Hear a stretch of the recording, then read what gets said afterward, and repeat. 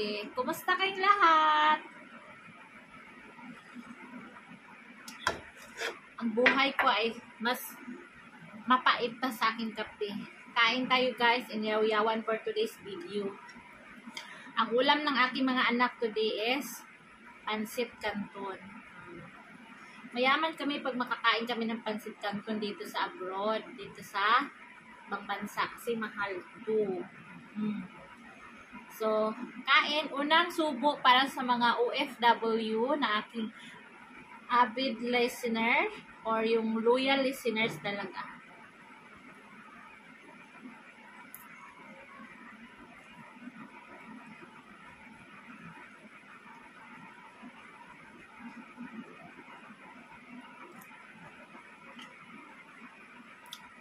Bakit guys, no? Pag kumain ng mga pansit, ang mga Chinese na mga pansit, bawal nila i-ganyan o iputol or ikat. Talagang isubo lahat ng hanggang haba ng pansit.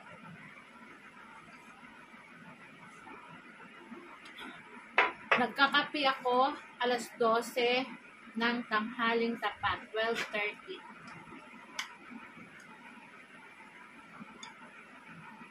Trying hard mag-chopstick. Ito yung gustong-gusto ni Myra, yung chopstick. Magyaw-yaw tayo ngayon kasi ang daming pumapasok sa utak ko.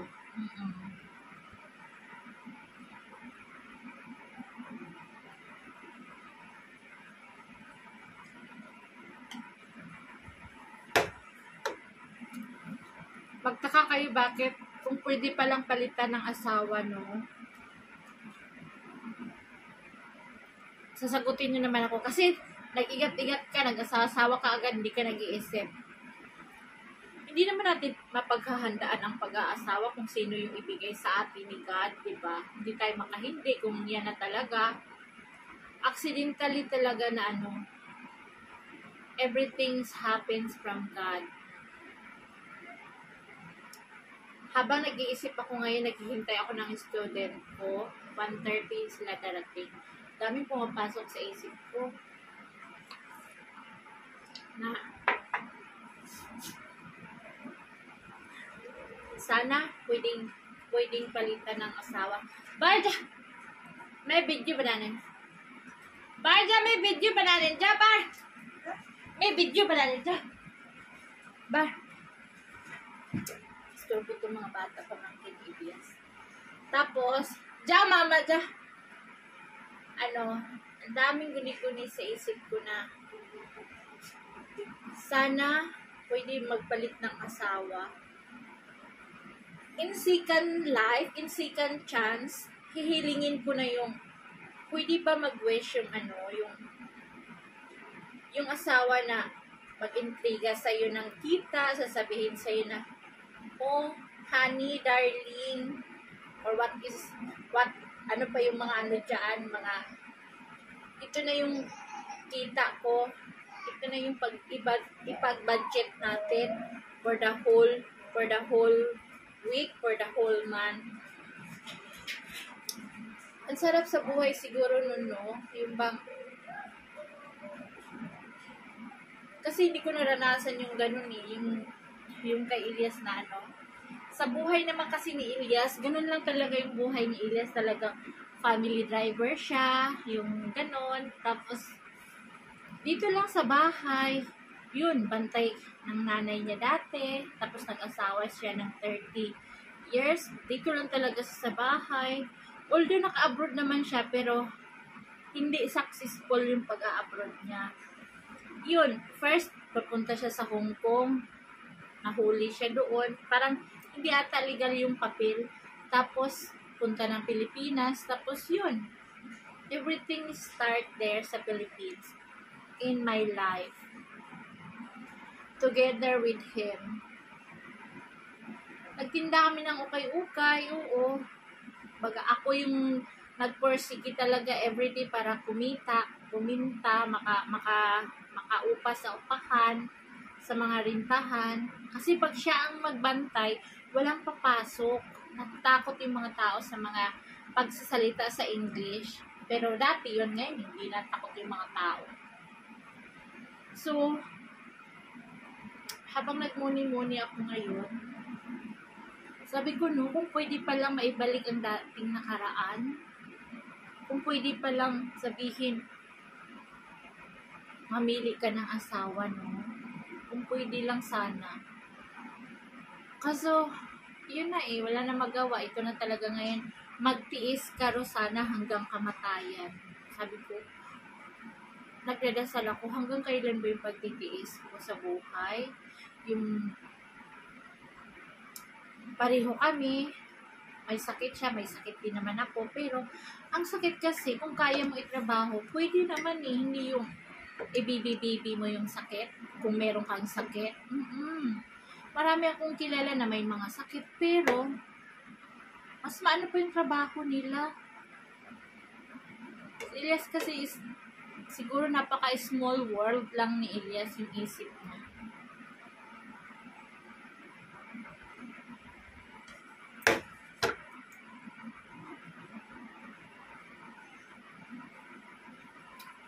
Mabait naman si Elias, akong mabait. Dito sa bahay, nagtutulungan kami.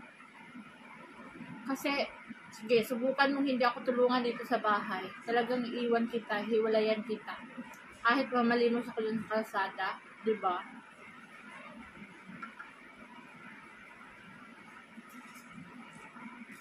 Mama, ano ko tagi ah? Nag-video ako. Huwag ka na inay. Dumating na yung aking estudyante. Oh. Mama! Hi! Nawala tuloy yung aking pagbibideo ba? Ando na, may pansit kanto na doon. Lagyan nyo ng rice. Huwag ka maingay. Tapos yun, dahil dito sa mga sa mga balingit na to, ang dahil sa kanila, matuto ka talagang magtiis pagdating sa mga anak kahit anong hirap ng buhay. Hindi naman masyadong sabihin na si Rosana ganito ang buhay. Okay naman yung life ko. Hindi ako nagko-complain. Ano lang to, kung ano lang yung laman ng isip ko.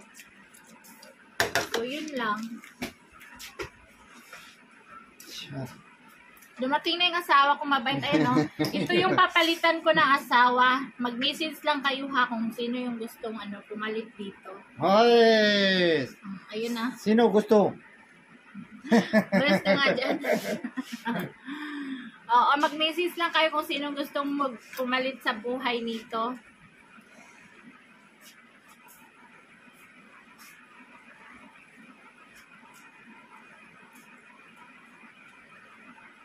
Meron ng pansit dyan, Mary. Lagyan mo ng rice.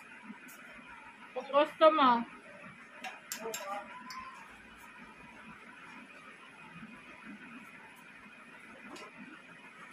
Dapat kanina ko pa ito pinumpisahan ng video eh.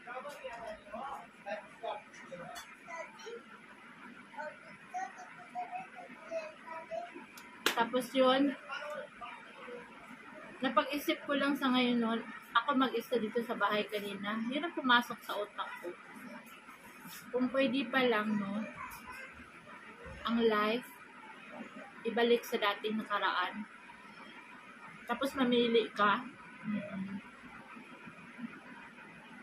Kaso hindi ka pwede mamili eh. Kung ano talaga yung pagkalaan siguro sa'yo, yun na yun.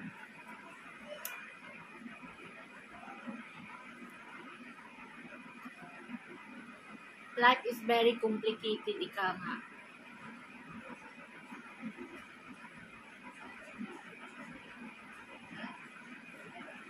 Kung ano man yung estado sa buhay, magtiis ka dahil sa mga anak mo, di ba? Naglandi-landi ka, kaya tiisin mo. Pero may mga tao talaga na hindi natiis, nag-give up sila sa buhay nila. Katulad sa mga tao sa Pilipinas na Soccer daw! ano? Sabi, katulad sa mga tao sa Pilipinas na easy lang sa kanila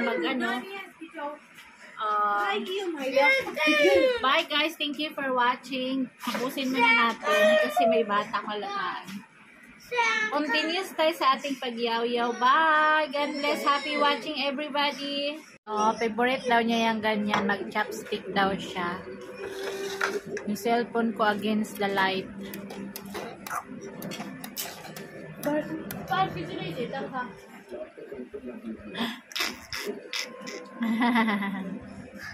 Oh, mga bata, kakain na rin sila ng noodles. Hello, Yaya. Oh, meron kaming baby na very handsome ang baby namin.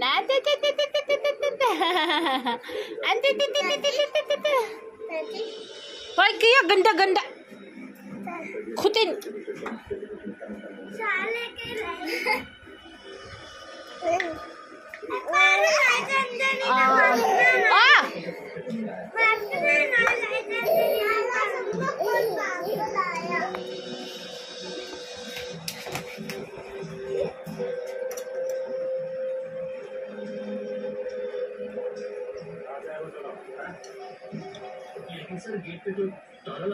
Yan ang gustong-gusto niya. Yung feeling niya, para daw siyang Korean. Yan ang pinapanood niya. Pag ganyan, gustong-gusto ni Myra.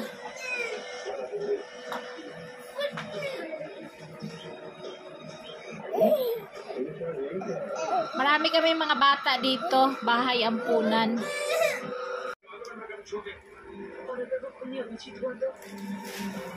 CID के नजरों में ये खुली खुली चाहे वो जो कोई भी हो उसे सजा होगी दया उसके भी मारने में इसके लोग उसे सजा मिलनी चाहिए दया उसे फांसी होनी चाहिए पूरी बिना ठोस सबूत के तुम ऐसा कैसे कह सकते हो हाँ? क्या सबूत है तुम्हारे पास सबूत है सबूत सबूत है अभिजीत के खिलाफ वही तो परेश लेने गया था पर इससे पहले कि वो सबूत उसके हाथ लगता अभिजीत ने उसे मार डाला ये क्या बोल रहे हो